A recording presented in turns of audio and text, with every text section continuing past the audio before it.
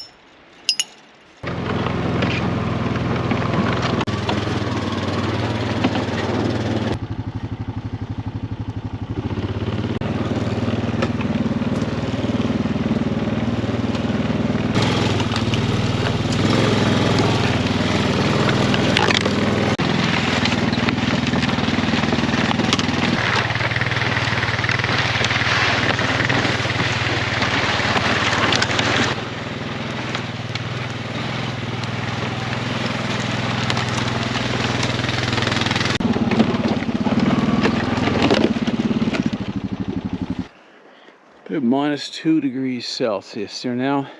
It's supposed to drop down to 15 or 16 below tonight, I think. So I'm gathering up all these old twigs and stuff around, and later on, before we call it a night, I'll light a fire out by the outside, actually, out by the tent, and that'll deter any animals like that, foxes or wolves, that want to hang around where we are tonight. Just a little safety measure.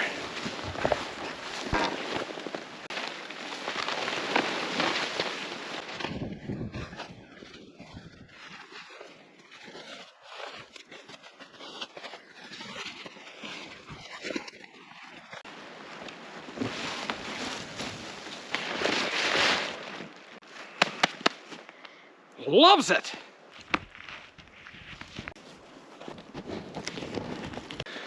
Always close your doors before you start doing your tie downs on the side. Chuck's hot tip. And try and point your door towards the south, because that's where you're going to get the most light, right? Sun rises in the east, sets in the west. And in the winter time, it's a lot lower arc, but you'll still get it if you face it that way.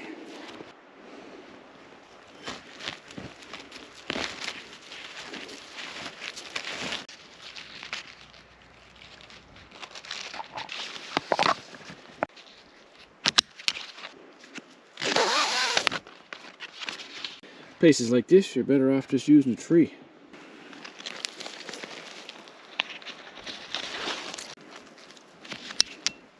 Just watch the difference in light in here now. I'm going to open up these windows. Oh yeah. So my stove jack I put in the last video. You can catch that video online. I'll leave a link in the description. It just folds right into the tent when you fold it up, so it stays intact. You don't have to take it off or anything. Hey weirdo! Yeah, you know your name.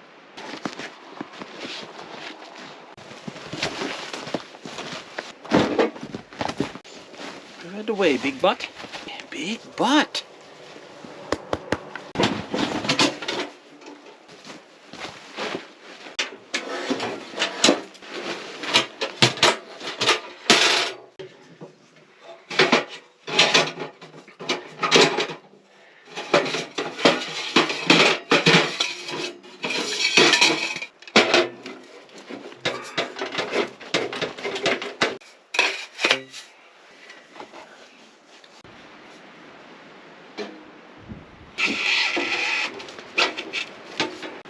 Man, it is blowing a gale outside.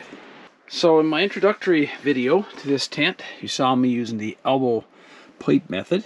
Tonight I'm just going to use a straight up, no elbow up top.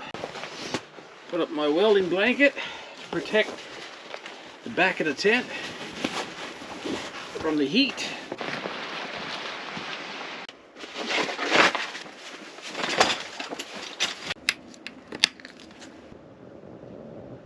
Something about getting the bunk set up that just makes it cozy already. The stove is there. Hey doggies, you found them. I'll take you along.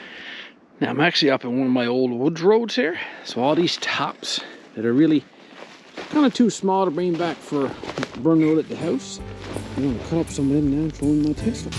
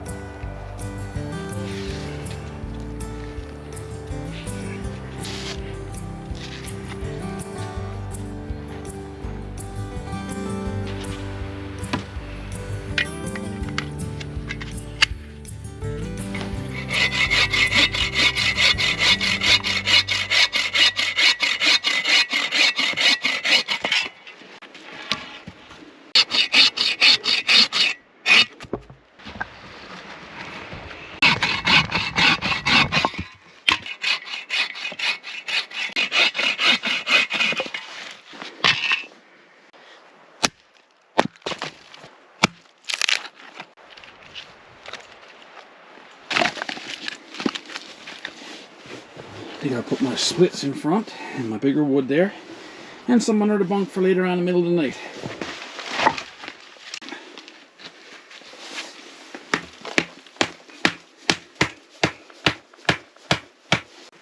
That'll keep the wood from sliding over next to the stove. Darkness comes early in the north. It's not even 4 p.m. and it's just starting to settle in for darkness now. I got a special guest here for tonight. I'm going to go all out and kind of make it more comfy than is necessary. But it is her first time, so I want it to be a good experience, you know, so.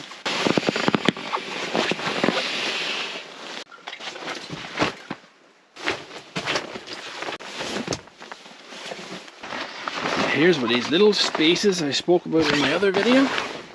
That little bit of space right there, that's invaluable. I even brought out one of my Blue Eddies because I got something special happening later on.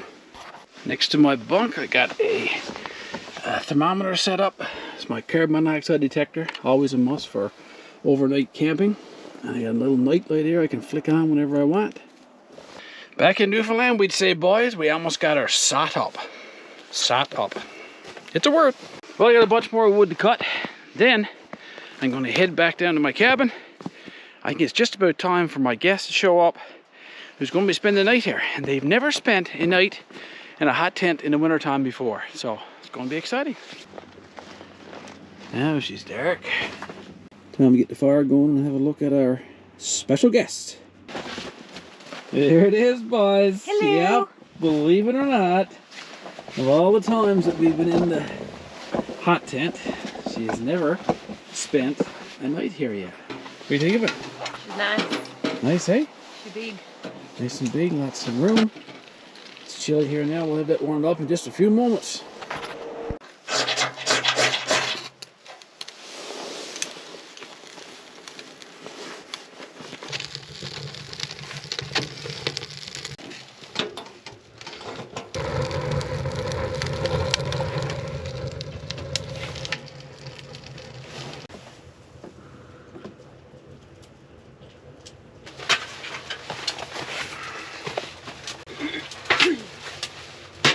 We even got a table tonight.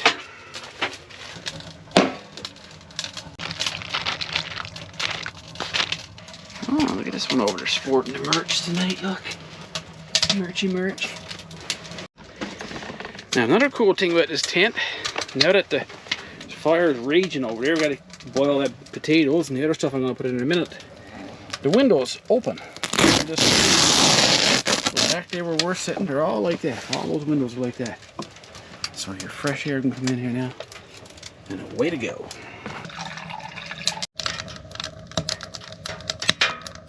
Gone up 10 degrees or so already, and that's even with 2 or 3 windows open. Oh boy, Those onions is what's making it smell gooder now already, eh? Salmon tag. And a big chunk of beautiful Atlantic salmon caught in summer. That's going with potatoes now. Oh, yeah. Oh, boys. Cheers. Cheers, Monsoir. I'm supposed to take that over. Philippe was doing things and I'm entering all the data in for. Oh my. Check it on the stove, Jack, every now and then. And it all looks good, boy. Pretty good seal. Nothing melting. Perfect. This is how I lay out my wood. I got my splits there. I got some wood there right under my bunk. I got some extra wood over there for later on. But you wake up in the middle of the night, you can grab a split or some wood. You don't even have to get your sleeping bag. And I got some fine fuel here, right? Some dried twigs. So you wake up, refuel the stove, and back to sleep again.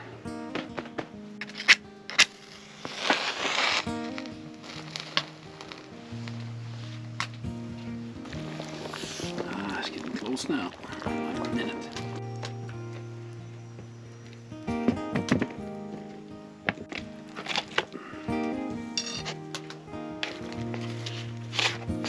Don't spare the butter, boys. Don't spare the butter.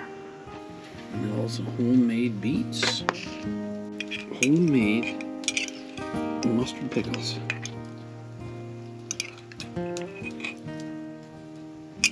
Now, boys, if this is not a scoff, nothing is. Look at that. So your big one there? You already eaten? Savage. And the romance. Chuck Porter, don't say he's not romantic. There you go, my dear. Eat up. Man, oh man, oh man.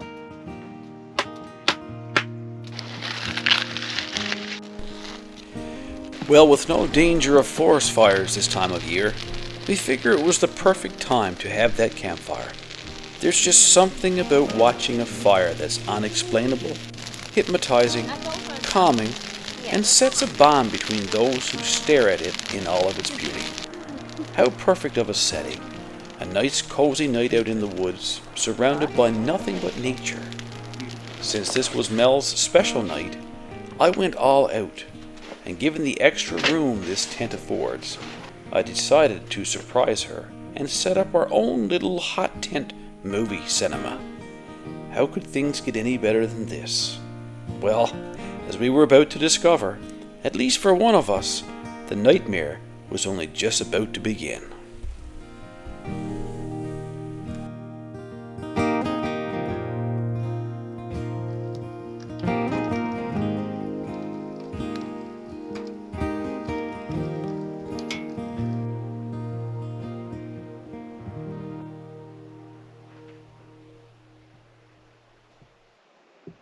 So how was your night? Nightmares. You had nightmares. You did. Too. I told Melanie and anybody who spends the first night or two in a tent sometimes it almost is a little freaky.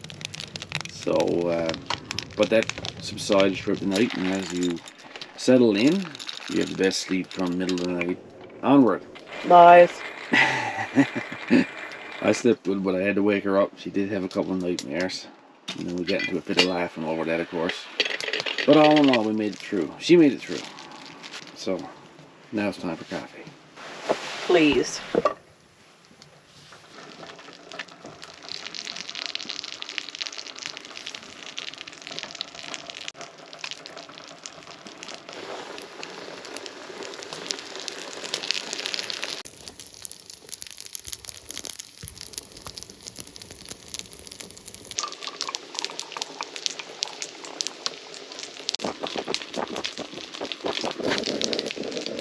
Does this smell good?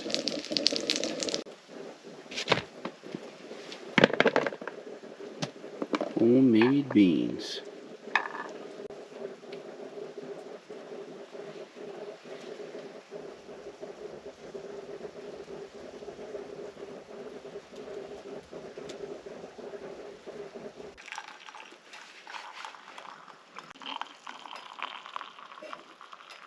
Newfoundland breakfast special, this is.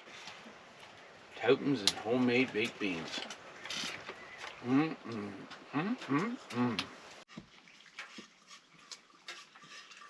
Just a little recap of last night. I burnt pretty much all the wood that I had here. Not much splits because the fire didn't go out. I burned a bit of this stuff back here because it's a little bit greener. Mixed the green with the dry wood. I put wood in the stove about once every 2 to 2.5 hours. And this morning I let it go to about 3. You want it about 10 or 12 degrees for best comfort for sleeping. And that's what we kept it at all night. And I find with this stove's a bit costly, but the control is incredible. You turn this draft all the way in there, and then this almost acts like a thermostat. You just turn that up a little bit or a little bit down, turn it that way, and it gets colder here. Turn up a little bit, even that much, and it warms up. So you just lay on your sleeping bag there, you reach over, and you just adjust your thermostat as you feel cold or heat throughout the night. The carbon monoxide detector did not go off of 0 the entire time we were here. I did leave the door a little crack open there so fresh air could come in there. You need that. Dogs were comfortable. I had the down-filled jackets down there for them. But of course, Aspen, spoiled pants, she usually ends up on the bed all night, which she did last night. And the pipe jack stayed perfectly in place, kept the pipe nice and straight, and never melted any material around it at all. So that's a success. It all looks good out here too. And to answer some of your questions, sparks or flankers we call them, landing on a tent and leaving holes. I haven't seen much of that in the last 3 tents I've had. So, especially if it's a cold night, those flankers or embers, they dissipate very quickly. And the tent usually got a little bit of snow on it, whatever, and it just kind of doubts it as soon as it strikes it. We had a big campfire, bonfire, lots of good grub, a good night overall. And Melanie made it through. I did it! Despite the nightmares and stuff, she made it through. Of course, the unfortunate part of every trip is you gotta pack up and go home. But it just makes it all more exciting for the next trip. Everybody in the doorway. Well, this is actually take 2 because we never had the camera on for the first time. Not we. Me. He. We're gonna leave the tent up now for a few days because I think we're expecting snow. So I'm hoping the next time to come back on a snowmobile and have a good night here with the snow just coming down around the tent. That's a whole new experience and a whole new video. And on to the next video, take care of each other, get outside and enjoy everything outdoors. And we'll see you next time. Guaranteed. Okay, that was pretty good. First couple times she was like, oh, we'll see you next time, guaranteed. We'll see you next time. No big Guaranteed. Go, go. Woo! Ow. And it matches her. You big weirdo. We're sporting the merch tonight, look. Merchy merch. It's a great chest shot there. Barely getting by. That's Chuck Porter singing moment.